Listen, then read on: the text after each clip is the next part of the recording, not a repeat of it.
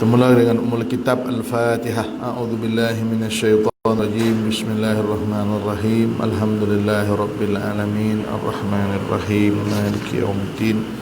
Iyyaka na'budu wa iyyaka nasta'in. Ihdinas siratal mustaqim. Siratal ladzina an'amta 'alaihim ghairil maghdubi 'alaihim waladdallin. Amin. Alhamdulillah. Alhamdulillahilladzi arsala rasulahu bil huda wa dinil haqq yuzhirahu 'ala ad-din kullihi walau karihal kafirun. Asyhadu an la ilaha illallah wa asyhadu anna Muhammadan abduhu wa rasuluh. Allahumma salli ala sayyidina Muhammad wa ala alihi wa sahbihi wa man tabi'ahum bi ihsanin ila yaumiddin, amma ba'du. Alhamdulillah wa syukrulillah. Pertamanya, marilah sama-sama kita memanjatkan singgih rasa syukur kepada Allah Subhanahu wa taala dan izin limpah kurnianya serta taufik dan hidayah daripada Allah. Kita telah diberikan kesempatan oleh Allah Subhanahu wa taala pada malam ini untuk kita kembali meneruskan kuliah kita di dalam kitab Syaraf Al-Ummah Al-Muhammadiyah, kemuliaan umat Nabi Muhammad sallallahu alaihi wasallam. Dan insyaAllah pada malam ini kita masuk kepada bab yang pertama, antara kemuliaan dan kelebihan yang diberikan oleh Allah Subhanahu wa taala kepada umat Nabi Muhammad sallallahu alaihi wasallam adalah dengan kemuliaan ibadah-ibadah yang Allah Subhanahu wa taala syariatkan untuk umat Nabi Muhammad sallallahu alaihi wasallam. Ada di antara ibadah-ibadah yang diwajibkan atau yang difardukan atau yang disyariatkan kepada umat Nabi Muhammad, tidak disyariatkan kepada umat-umat yang lain sebelum daripada ini. Maka di antara syariat yang Allah Subhanahu wa taala perintahkan untuk umat Nabi Muhammad, setiap kali nak menunaikan solat, maka diperintahkan kita supaya mengambil wuduk. Mengambil wuduk dalam erti kata membasuh anggota-anggota tertentu dengan niat yang tertentu, dengan tertib. Itu makna wuduk lah. Maksudnya membasuh anggota-anggota tertentu. Bila kita berwuduk ni, kita basuh anggota tertentu, okay? Dengan membasuh anggota-anggota tertentu dengan niat. Dengan syaratnya dengan niat dan disertai dengan tertib. Itu makna wuduk. Maksudnya kita basuh anggota tertentu.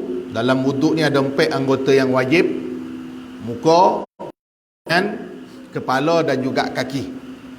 Ini 4 anggota yang wajib, sebagaimana firman Allah Subhanahu wa taala di dalam surah Al-Maidah. Allah Subhanahu wa taala berfirman di dalam surah Al-Maidah, ya ayyuhalladzina amanu idza kumtum ila shalah faghsilu wujuhakum. Allah Subhanahu wa taala menyebut faghsilu wujuhakum, berwuduk sebelum kita menunaikan salat. Dalam kita menunaikan ibadah salat, hukum berwuduk itu dia adalah wajib. Berdasarkan kaedah ma la yatimul wajib illa bihi fahuwa wajib. Sesuatu yang wajib tidak akan sempurna melainkan dengannya, maka perkara itu juga hukumnya adalah wajib. Asal hukumnya berwuduk ni sunat. Kita nak ambil wuduk bila-bila boleh ambil wuduk, tak jadi masalah. Tapi untuk solat, maka hukum berwuduk itu wajib. Kerana solat itu wajib, maka nak menjadikan sembahyang itu sah mesti berwuduk, maka hukum wuduk pada waktu itu disebut sebagai wajib. Kita belajar ilmu fiqh, wuduk dia termasuk di dalam bahagian syarat sah solat. Dia bukan rukun solat. Wuduk ni termasuk dalam syarat sah solat. Ada berapa syarat sah solat? Pertama, masuk waktu. Yang kedua, menutup aurat. Kemudian suci pakaian, tubuh badan dan juga tompek solat. Kemudian menutup aurat. Ini dipanggil syarat sah solat. Benda yang wajib ada sebelum sehingga selesai solat. Ini dipanggil syarat sah solat. Maka hukum berwuduk untuk solat hukumnya adalah wajib. Kerana solat itu wajib, maka perkara yang menyempurnakan yang wajib, maka hukumnya juga adalah wajib. Baik, jadi tuan-tuan rahimakumullah, sebetulnya ibadah wuduk ini ataupun pelaksanaan ibadah wuduk ini, ia mempunyai kelebihan yang sangat istimewa ke atas umat Nabi Muhammad sallallahu alaihi wasallam. Boleh jadi mungkin kita ni dah biasa buat maka tak rasa apa-apa.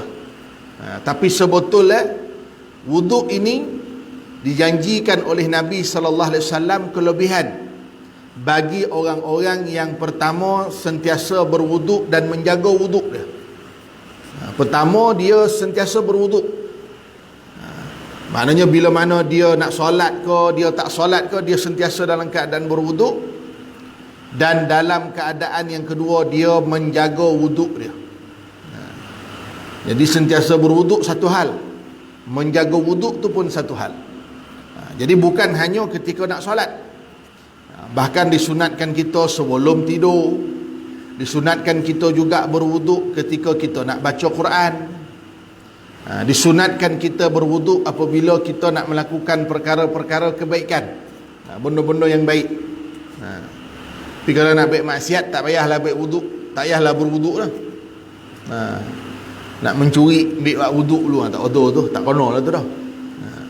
Baik, apa dia kemuliaan dan kelebihan berwuduk sebagaimana yang disebut di dalam hadis ataupun dalam kitab ini? Antara kemuliaan yang dikurniakan oleh Allah Ta'ala kepada umat Nabi Muhammad sallallahu alaihi wasallam ialah pahala yang melimpah-limpah dan kurniaan yang tak terhingga dalam berwuduk. Ibadahnya mudah, ringkas. Wuduk ni ibadah yang ringkas dan mudah. Ringkas dan mudah ni bagi kita yang pertama mudah dapatkan air ni lah. Tompek kita ni mudah dapatkan air, maka mudah lah. Dan yang kedua, tompek kita ni tak terlampau soju.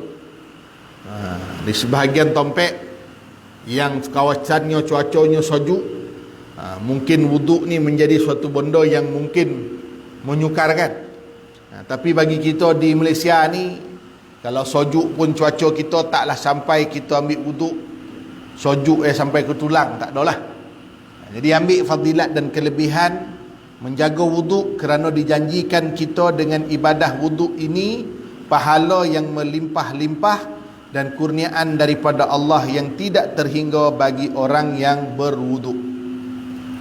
Tidak kiralah wuduk ini wuduk untuk solat atau wuduk untuk kita membersihkan diri kita.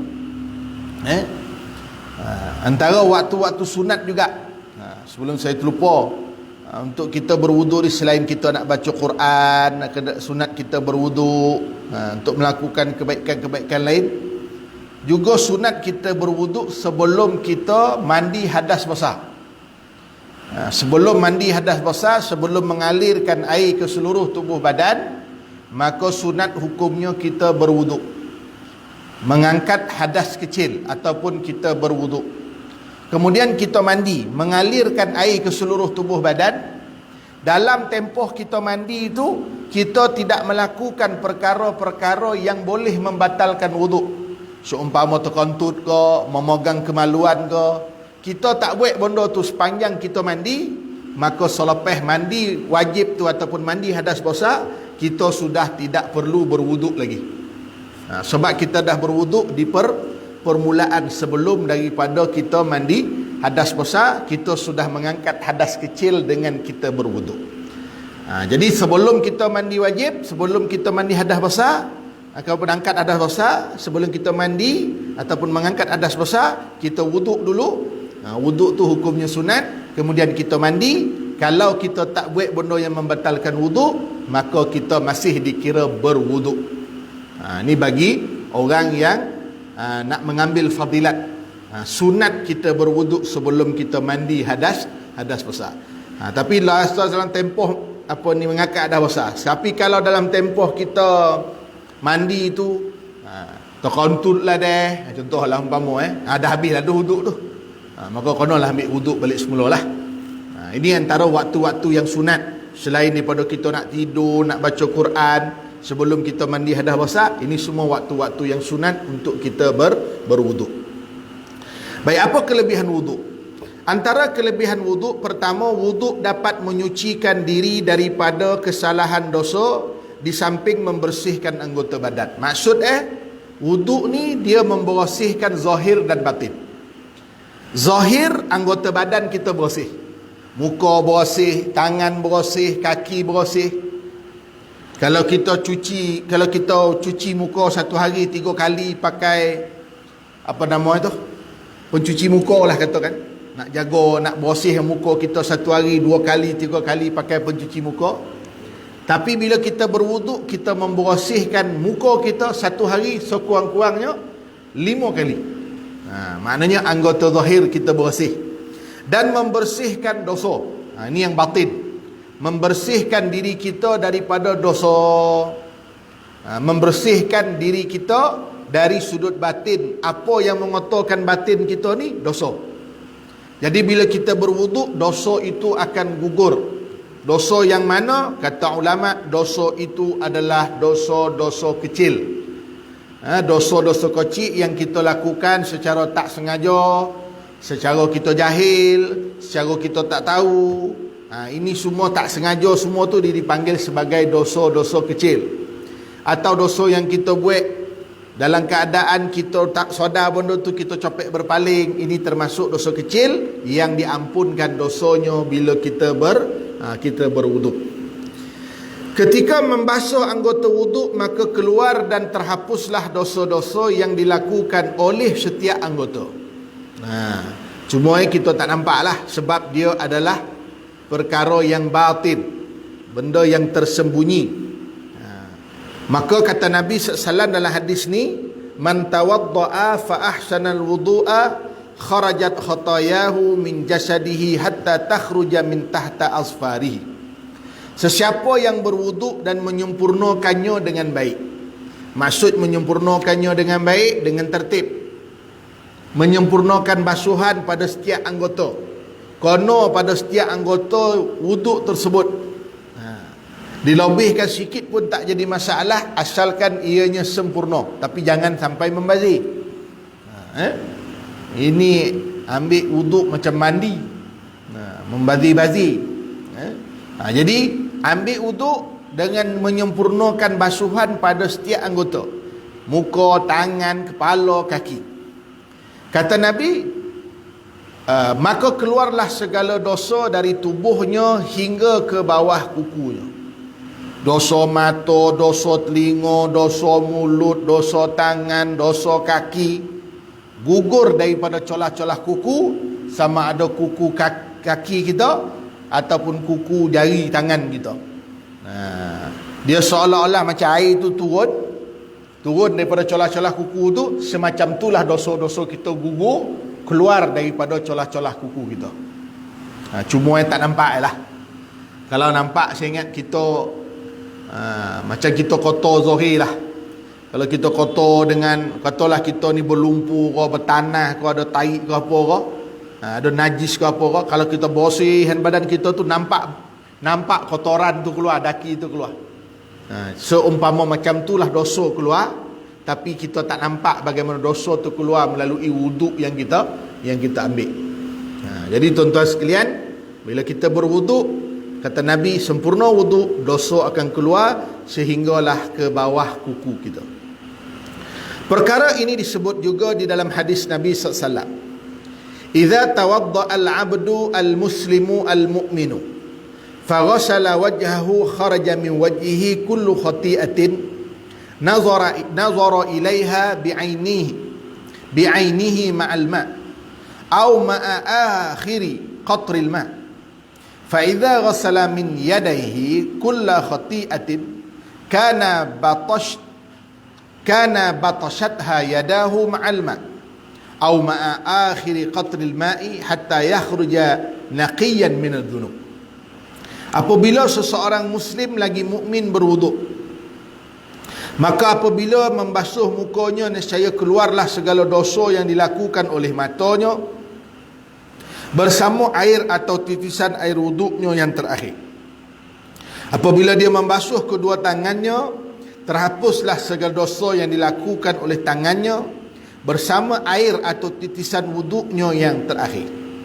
Apabila dia membasuh kedua kakinya, lalu gugurlah segala dosa yang dilakukan oleh kakinya bersama air atau titisan air wuduknya yang terakhir, sehingga sucilah dia dari segala dosa.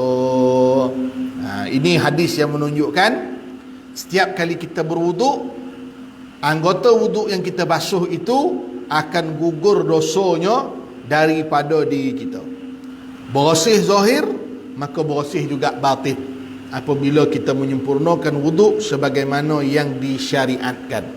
Ini kelebihan yang ada pada umat Nabi Muhammad sallallahu alaihi wasallam yang tak ada pada umat-umat yang terdahulu. Ini keistimewaan yang Allah beri kepada umat Nabi Muhammad sallallahu alaihi wasallam untuk memastikan umat Nabi Muhammad ini berada sentiasa dalam keadaan bersih.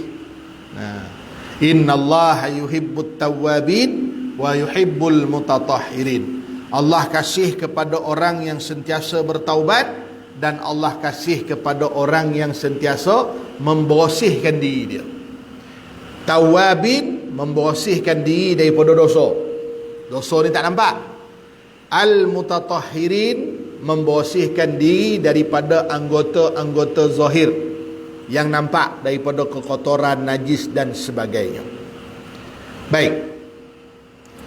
Ma minkum rajulun yuqarribu wudu'ahu fayumadmidu wa yastanshiqu fayantasirul illa jarat khataya wajhihi wa fihi wa khayashimi summa iza ghasala wajhahu kama amarahu Allah illa jarat khataya wajhihi min atrafi lihyatihi ma'al ma' summa yaghsilu yadayhi ila al-marfaqaini illa jarat khataya yadayhi ma'al ma' summa yamsahu ra'sahu illa jarat khataya ra'sihi min atrafi sya'rihi ma'al ma' summa yaghsilu qadamayhi ila al-ka'baini illa jarat khataya rijlaihi min anamilihi ma'al ma' fa in huwa qama fa shalla fa hamidallaha wa athna alayhi wa majjadahu billadhi huwa lahu ahlun wa farraga qalbahu lillahi illa ansarafa min khati'atihi kayaumi waladathu ummuh. Sesiapa yang hendak berwuduk, terlebih dahulu hendaklah dia berkumur-kumur. Disebut dengan madmadah, berkumur-kumur dalam mulut, dan menyedut air ke hidung, dipanggil istinsyaq. Kumur-kumur buang, jangan tolan pula. Masuk air ke dalam hidung, keluarkan 3 kali. Masukkan air ke dalam hidung sikit, kemudian keluarkan. Itu dipanggil istinsyaq. Kumur-kumur dipanggil madmadah, berkumur-kumur dan memasukkan air ke dalam hidung. Ini hadis Nabi SAW sebut, pertama kumur-kumur, yang kedua masukkan air ke dalam hidung. Apa dia? Maka keluarlah bersama air itu dosa-dosa daripada wajah, mulut dan hidungnya. Boleh jadi ada dosa-dosa yang kita tidak ketahui yang kita buat, daripada mata baik, daripada hidung kita baik, daripada wajah kita, mulut kita dan sebagainya. Maka bila kita berkumur-kumur dan memasukkan air ke dalam hidung sebelum kita berwuduk, itu sudah pun gugur dosanya. Dah gugur, cuma tak nampak je lah. Kemudian itu yang sunat. Kumur-kumur dan juga masuk air dari hidung tu sunat. Apabila dia membasuh mukanya seperti yang diperintah oleh Allah, Allah perintah dalam surah Al-Ma'idah tadi, faghsilu wujuhakum, hendaklah kamu membasuh muka kamu, maka keluarlah dosanya daripada mukanya hinggalah ke janggut. Sebab tu bila kita ambil wuduk, kita buat ke depan macam ni. Ni yang paling baiklah. Dia bukan ambil macam ni, ke atas pula macam ni. Biar air tu turun ke bawah. Biar air tu turun ke bawah. Kita wuduk ni, air ni turun ke bawah. Untuk muka ni biar air ni turun ke bawah. Cara kita ambil wuduk, turunkan air ni ke bawah. Bukan macam ni shot ke atas balik dah. Ini menolak balik, air dah turun tolak balik.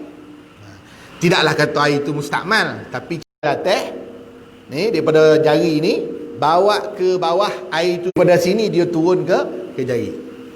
Maka kaedah yang paling tepat apabila kita nak berwuduk, maka berwuduklah bermula daripada jari kita ni bawa ke siku. Daripada jari bawa ke siku. Maka kata Nabi, apabila dia membasuh kedua tangan dia ke siku, maka gugurlah dosa-dosanya hingga ke hujung jari. Itu basuh tangan. Yang ketiga, apabila dia menyapu kepala, lalu gugurlah dosa-dosanya hingga ke hujung rambut.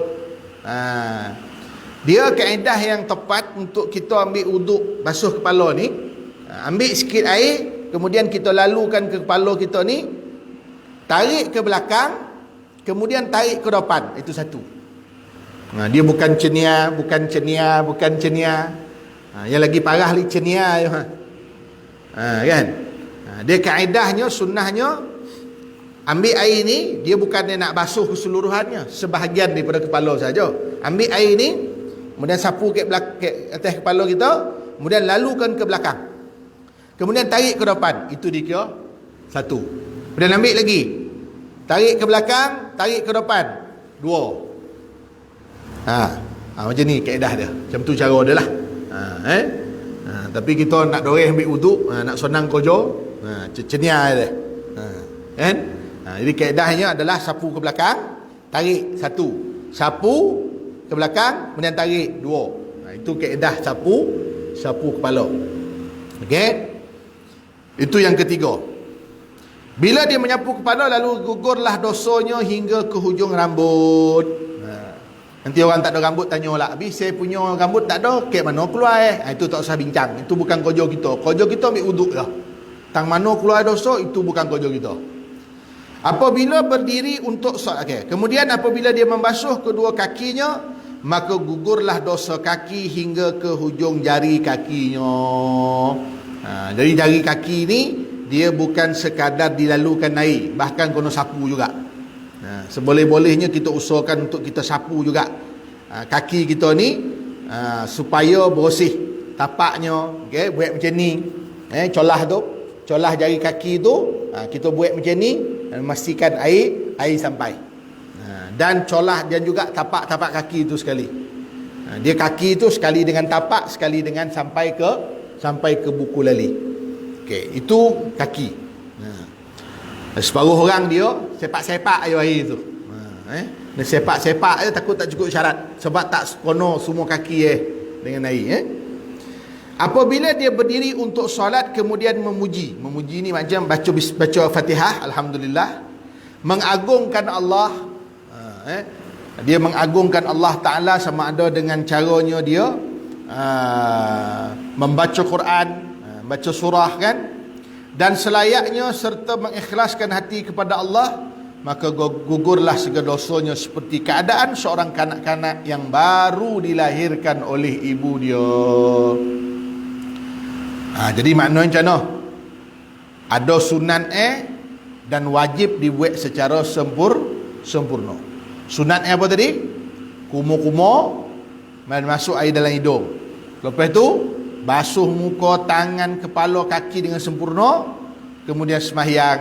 Maka orang ni dia dapat, apa kata Nabi, buat semua benda ni, dia dapat kelebihan, kata Nabi, diampunkan dosanya seperti mana dia baru dilahirkan. Baru dia apa yang dia baru dilahirkan, seperti mana dia baru dilahirkan oleh ibunya. Baik. Okey, itu kelebihan yang pertama. Apa dia kelebihan pertama wuduk ni? Bersih anggota zahir dan juga batin. Anggota batin tu maksudnya gugur gugur dosa.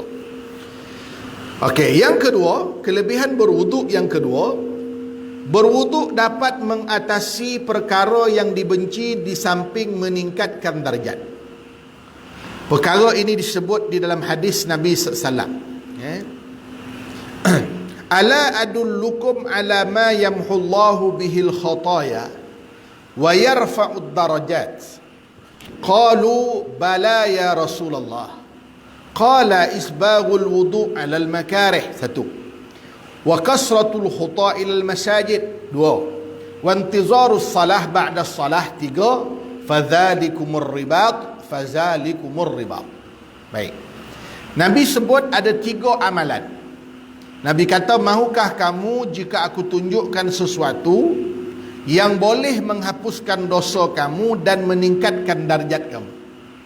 Pertama, dosa terapui, dan yang kedua, Allah angkat darjat kita, kedudukan kita, maqam kita diangkat di sisi Allah Subhanahu Wa Taala. Cuma pangkat ni tak nampak lah. Kalau pangkat ni nampak macam pangkat manusia ni, berebut-rebut orang. Ini pangkat ni tak nampak, darjat ni di sisi Allah Subhanahu Wa Taala. Maka para sahabat mahu, ya Rasulullah, bahkan ya Rasulullah, takkan kami tak nak, kami memang nak. Sahabat Nabi ini kesungguhannya adalah mendapatkan amalan-amalan yang diajar oleh Nabi SAW, amalan yang boleh menyebabkan mereka ni dimuliakan oleh Allah Subhanahu Wa Taala. Okay, pertama kata Nabi, isbaghul wudu' alal makarih, menyempurnakan wudu' serta menjauhi perkara yang dibenci. Ini kalau ikut terjemahan dia, isbaghul wudu' alal makarih ni maksudnya dia menyempurnakan wudu' walaupun dalam keadaan yang sulit. Sulit tu macam mana? Contohnya terlalu sojuk. Kalau dia time sojuk pun macam itulah dia wudu', time tak sojuk pun macam itulah dia wudu'. Ni kadang-kadang bila dah sojuk benar kan, ditepek-tepek air tu. Sojuk pun macam itulah dia berwuduk macam biasa. Ada air ke, dia berwuduk di tengah kolam yang besar ke, tengah laut sekalipun, dia tetap berwuduk dengan cara yang sempurna. Pertama, menyempurnakan wuduk walaupun dalam keadaan kesulitan. Satu. Yang kedua, memperbanyakkan langkah ke masjid. Maksudnya apa? Membanyakkan langkah ke masjid di mana? Berulang-ulang pergi masjid. Berulang-ulang pergi surau, rajin pergi surau. Subuh datang, asar datang, maghrib datang. Lagi banyak kali datang, balik. Kali datang banyak, balik, lagi banyaklah langkah dia. Itu maksudnya memperbanyakkan langkah ke masjid. Jangan pula kita nak banyakkan langkah, pula pusing Senawang dulu baru sampai ke masjid surau kita. Bukan tu maksudnya. Maksud dia adalah berulang. Pergi ke surau, ke masjid setiap hari, subuh, zuhur, asar, maghrib dan juga isyak. Kemudian yang ketiga, menunggu solat sesudah mengerjakan solat. Maksudnya nak, yang banyak lagi pahala ni kata Nabi apa dia? Kalau kita duduk dah semayang subuh ni, kita tunggu pula untuk semayang zuhur. Dah semayang zuhur, duduk pula tunggu untuk semayang asar. Dah semayang asar, duduk pula tunggu untuk semayang maghrib sampailah isyak. Maksud dia menanti solat selepas selesai satu solat. Maka kata Nabi, ini dipanggil ribat. Ribat ni maksudnya satu benteng yang mengikat dan menyelamatkan seseorang daripada kebinasaan. Ni benteng lah menyelamatkan kita. Jadi kalau dapat kita usahakan 3 amalan ni, dapat angkat darjat dan maafkan dosa kita. Pertama, wuduk, sempurnakan wuduk. Yang kedua, banyakkan langkah ke masjid. Dan yang ketiga, menanti solat selepas waktu solat. Baik, yang ketiga terakhir, membaca syahadah selepas berwuduk merupakan satu sebab untuk masuk ke syurga. Lepas daripada selesai berwuduk, sunat kita bersyahadah, atau kita sebut doa lah, berdoa. Kalau dulu-dulu orang mengaji-ngaji dulu, dia panggil doa lepas solat, lepas wuduk ni dia panggil doa apa? Doa tobing dia panggil. Doa tobing. Ambil wuduk dekat sungai, naik ke atas baca doa. Lepas tu dia panggil doa atas tobing dia panggil. Tuan-tuan ni tobing pun tak tahu. Tobing tu, tobing. Tobing tak tahu pergi restoran Dokek Empangan tu ada restoran tobing nama. Jadi ambil wuduk, apa yang naik atas tu pergi baca doa ke atas tu. Jangan baca atas, baca doa ke sungai tu, baca doa ke atas tu. Macam tu dah, itu dulu-dululah. Apa dia yang disunnahkan untuk kita buat selepas selesai wuduk? Ini disebutlah hadis Nabi, man tawadda'a fa ahsana wudu'ahu summa qala asyhadu an la ilaha illallah wahdahu la syarikalah wa anna muhammadan abduhu wa rasuluh Allahumma ij'alni minat tawwabin waj'alni minal mutatahhirin futihat lahu abwabul jannati tsamaniyah yadkhuluha min ayyiha syaa. Sesiapa yang berwuduk, lepas dah selesai wuduk, dia pun baca, apa dia baca? Ni semua hafal ni tuan-tuan, ni ulang ni. Asyhadu an la ilaha illallah wahdahu la syarikalah wa anna muhammadan abduhu wa rasuluh. Asyhadu an la ilaha illallah wahdahu la syarikalah wa anna muhammadan abduhu wa rasuluh. Allahumma ja'alni, ya Allah ya Tuhanku, jadikanlah aku minat tawwabin, dari kalangan orang yang sentiasa bertaubat, waj'alni minal mutatahhirin, jadikanlah aku orang yang sentiasa bersuci. Siapa baca doa ni setiap kali lepas wuduk, kata Nabi SAW, futihat lahu abwabul jannah, dibuka baginya 8 pintu syurga, dan dia diberi pilihan nak masuk mana-mana pintu yang dia sukai. Kan? Dia dibukakan 8 pintu, boleh masuk mana-mana pintu yang dia sukai. Yang main kan, kita time-time Covid ni pergi masjid satu pintu dia buka, itu pun dah terseksa dah tu. Nasib baik dapat masuk, nasib tak baik tak dapat masuk, kota dah habis. Tapi kalau pintu terbuka dengan luas, mana-mana pun boleh masuk, bermakna peluang kita untuk masuk syurga itu terlalu luas. Itu makna dia. Mudah je amalannya, tetapi istiqamah itu yang lebih utama. Kelebihan dan kemuliaan muazzin. Yang ni kita sambung bulan depan insya-Allah, tahun depan. Tahun depan lah kan? Tahun depan. Wallahu taala alam. Ya, jadi itu tutup dulu dengan tasbih kafarah dan surah wal asr. Bismillahirrahmanirrahim. Wal asri innal insana lafi khusr. Sudah.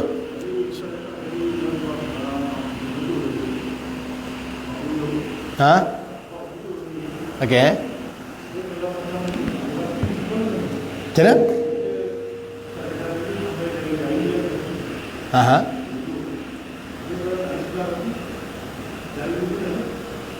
Sebelah kaki. Macam maksudnya?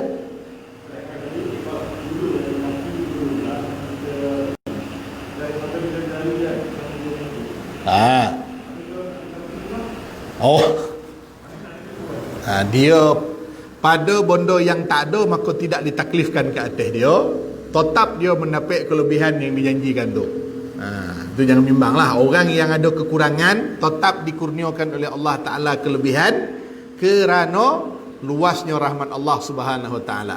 La yukallifullahu nafsan illa usaha. Allah tak bebankan kita melainkan menurut apa yang kita mampu.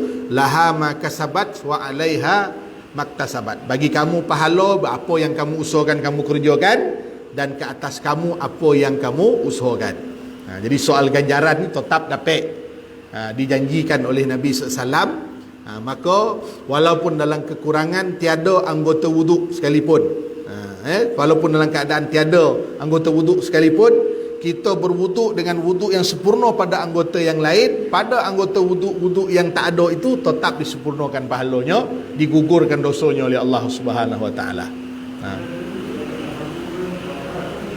Macam mana? Oh, sapu tu. Sapu baik syarat tak apa, tak sapu pun tak apa, bondo dah tak ada. Sapu baik syarat pun tak apa, tak sapu pun tak apa. Cuma kena tertib lah. Maksudnya, katalah tak ada tangan. Contoh dua-dua tangan tak ada, contoh lah tak ada tangan. Lepas daripada basuh muka, lepas daripada tu, tertib tu jangan tauih pula kita basuh anggota lain. Kono lah lepas daripada basuh muka, kono basuh tangan, kemudian basuh kepala. Janganlah oleh kerana tak ada tangan, kita tauih pula basuh kepala tauih. Mana ikut tertib juga. Ikut tertib, selesai daripada kita basuh muka, kalau ada yang kita boleh basuh daripada bahagian tangan ni sikit, kita basuh. Kalau tak ada, memadai sekadar kita tertibkan sahaja Berhenti seketika, lepas tu basuh kepala. Basuh je lah mana bahagian yang boleh itulah. Mana bahagian yang boleh. Cuma tertib tu tak kena jaga. Allahu a'lam. Ya. Okey.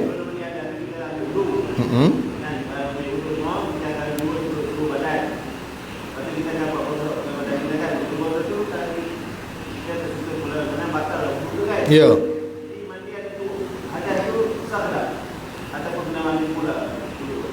Sah. Mandi hadas tu. Sah. Mandi hadas besar tu sah. Sah. Mandi hadas besar tu sah. Sebab syarat mandi hadas besar ni adalah mengalirkan air ke seluruh tubuh badan.